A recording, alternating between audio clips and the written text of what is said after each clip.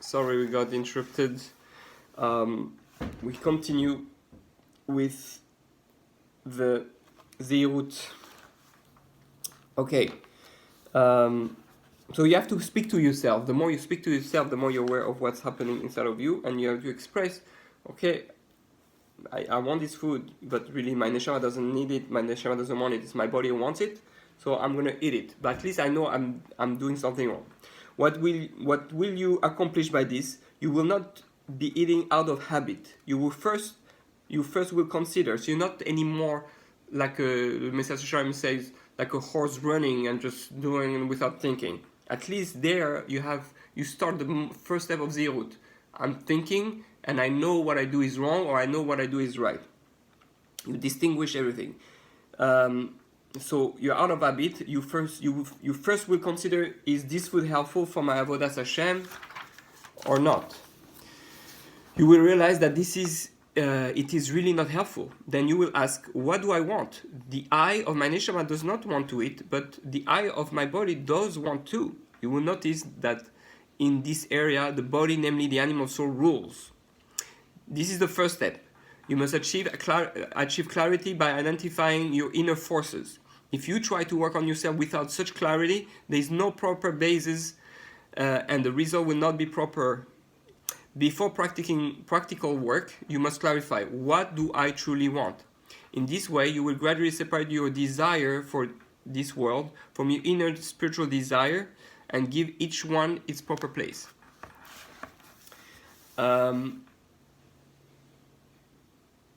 Okay, so he gives the example also for tefillah, and when we learn Torah. Okay, so now skip to a little bit. Go clarifying each ratzon in the mixture. What is the benefits of all this? Whenever there is a mixture of different ingredients, nothing is recognizable. When the desires are not distinct but mixed, no ratzon can be clearly sensed. At one time, a desire for body pleasure will surface. At another time, pride will pop up. At another time, there will be desire to serve Hashem, and so on. There will be a mixture of desires like a salad, with one surfacing after the other. You must separate each ratzon and understand it. Then each ratzon will have its own strength and light.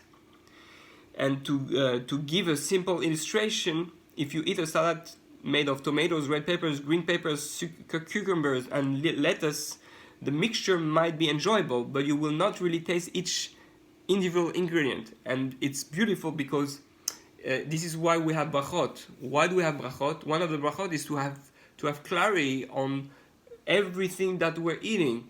Don't take everything for granted. Count each blessing. A tomato is not it's not avocado, and avocado is not the sauce, the mustard that you put in it.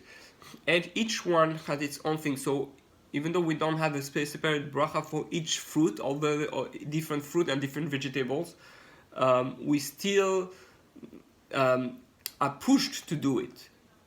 And you should, even though you're getting a salad, so first we make a bracha on make sure that's from the tree, that's from the earth, that's from the soil, minerals, and we are aware of the different levels of creation.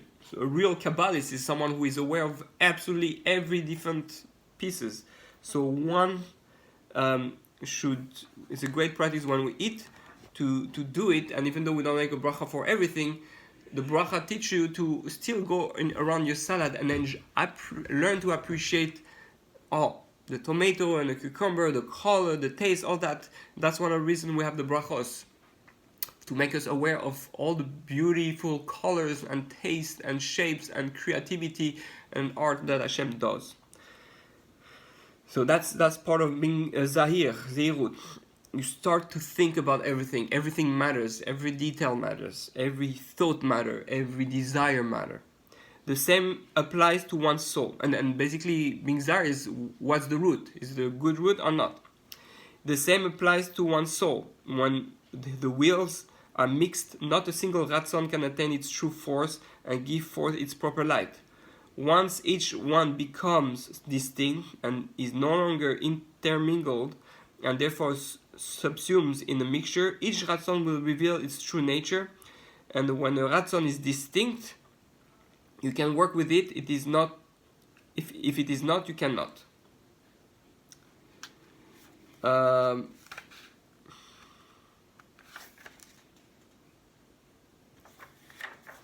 Okay, so that's the first part.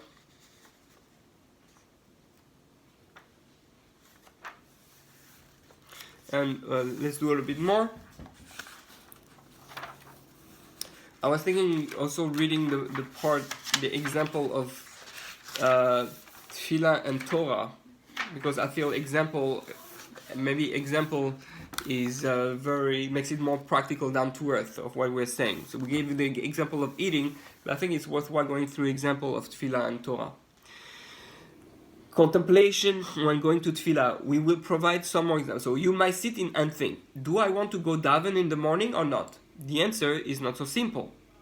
Again, this is like what I was talking in the other video about everything is a battle. From the moment you wake up, you have the battle of your body fighting your ratzon, your neshama. And then you have that your ruach, who is between the two. And the ruach is you. The real part of you is you. Now when we say in the morning, Elokai neshama shanata bi torahi, the neshama you put in me is the ruach, or in the body you gave me. But the neshama is tahor, is always tahor. So you're connected to the root, the inner layer, the inner ratzon, which is the neshama. This is completely pure. What's not pure is the body, and the ruach can be affected. So this is the example. Do I want to go daven in the morning or not? The answer is not so simple. My laziness makes me desire to stay in bed. It is pleasant and comfortable here. But my inner ratzon is to daven to Hashem. The neshama wants to daven. So why? On a simple level, I'm afraid of punishment, because there is a rabbinic requirement to daven in the morning, and I will get punished if I don't. That's the lower level. This is a deeper ratzon than the first, because the desire to stay in bed serves momentary gratification. So my body is not interested. While the fear of punishment is a deeper and far-reaching concern, but it is not the deepest ratzon. That's like the external part of the neshama, the lowest level. There is another reason for davening. I want to take care of my worldly needs, and tefillah is a means for doing so. In this way, I am using something spiritual to obtain a physical need. In this manner, you will go through the various stages of the superficial desires until you reach the inner point. What's the inner point? I want to daven because that is what Hashem wants. My neshama has the true inner force of our will is to do your will. Since you want me to daven, there must be such a ratzon in my neshama, but I only know of this in my mind. It is usually not apparent in my heart. The hard job is to really feel in your heart. That's very hard, because the longest distance is between the brain and the heart.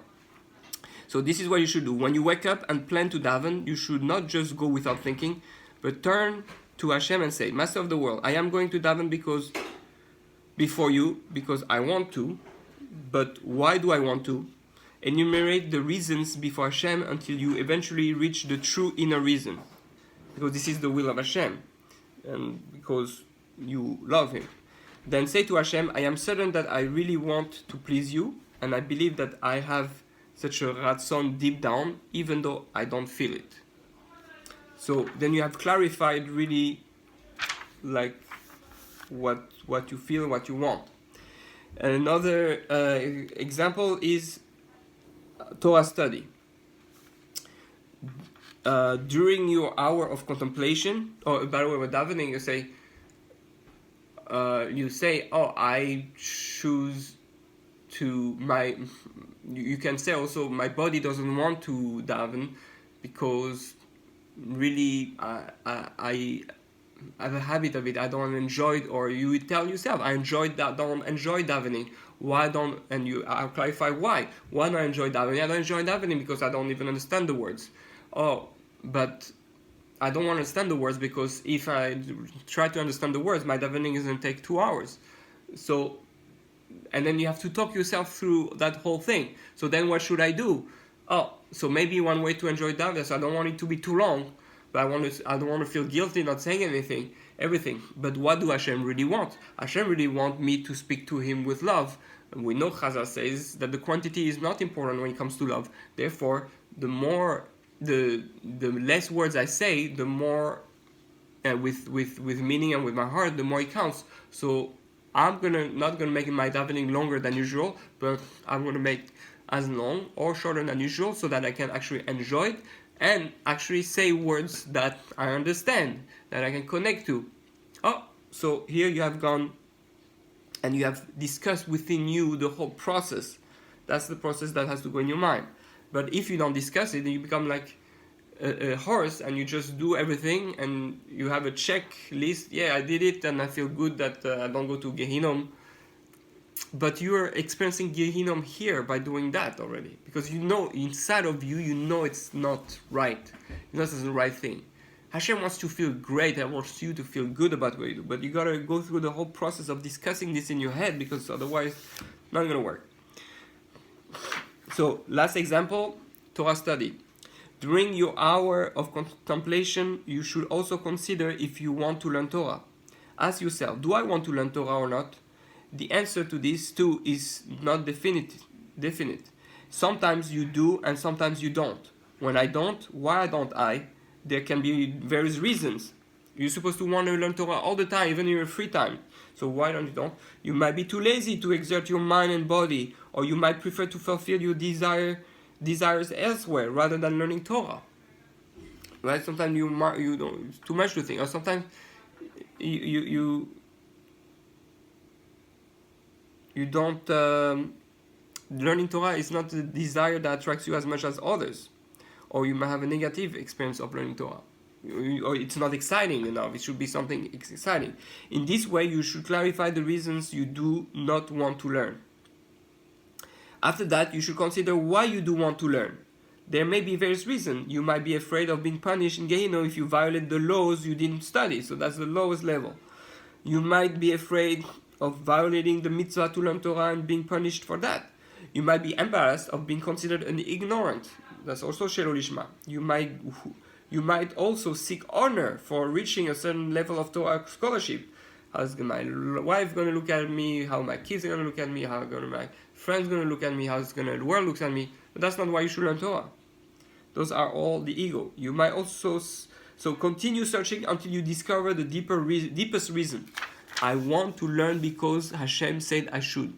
I know deep in me Hashem wants me to learn. Then when you start learning, you should turn to Hashem and say, Master of the world, it is clear to me deep down in my neshama really wants to learn Torah even though I don't feel this ratzon.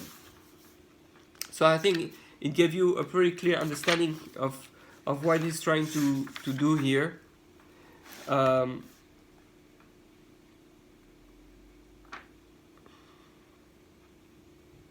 So to recapitulate, right, he says those 3 points. And the goal is to go from Shelo Lishma to Lishma. That's the work you do.